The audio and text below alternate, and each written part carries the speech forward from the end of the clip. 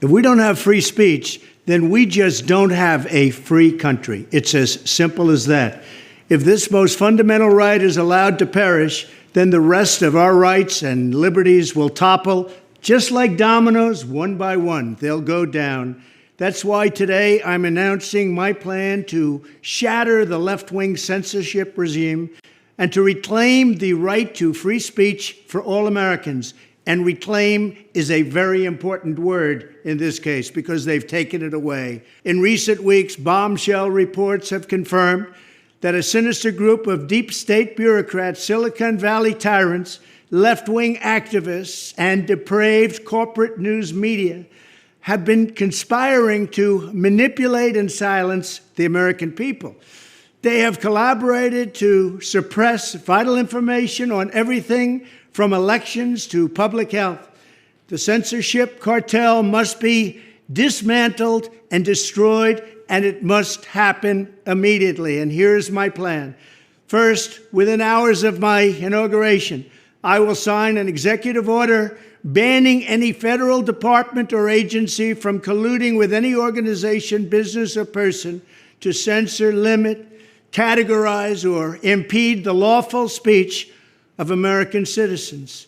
I will then ban federal money from being used to label domestic speech as mis- or disinformation. And I will begin the process of identifying and firing every federal bureaucrat who has engaged in domestic censorship, directly or indirectly, whether they are the Department of Homeland Security, the Department of Health, Human Services, the FBI, the DOJ, no matter who they are. Second, I will order the Department of Justice to investigate all parties involved in the new online censorship regime, which is absolutely destructive and terrible, and to aggressively prosecute any and all crimes identified. These include possible violations of federal civil rights law, campaign finance laws, federal election law, securities law, and antitrust laws, the Hatch Act, and a host of other potential criminal, civil, regulatory, and constitutional offenses. To assist in these efforts, I am urging House Republicans to immediately send preservation letters, and we have to do this right now, to the Biden administration, the Biden campaign, and every Silicon Valley tech giant, ordering them not to destroy evidence of censorship. Third, upon my inauguration as president, I will ask Congress to send a bill to my desk revising Section 230 to get big online platforms out of censorship business. From now on, digital platforms should only qualify for immunity protection under Section 230 if they meet high standards of neutrality, transparency, fairness, and non-discrimination. We should require these platforms to increase their efforts to take down unlawful content such as child exploitation and promoting terrorism, while dramatically curtailing their power to arbitrarily restrict lawful speech. Fourth, we need to break up the entire toxic censorship industry that has arisen under the false guise of tackling so-called mis- and disinformation. The federal government should immediately stop funding all nonprofits and academic programs that support this authoritarian project. If any U.S. university is discovered to have engaged in censorship activities or election interferences in the past, such as flagging social media content for removal of blacklisting, those universities should lose federal research dollars and federal student loan support for a period of 5 years and maybe more. We should also enact new laws laying out clear criminal penalties for federal bureaucrats who partner with private entities to do an end run around the Constitution and deprive Americans of their First, Fourth, and Fifth Amendment rights.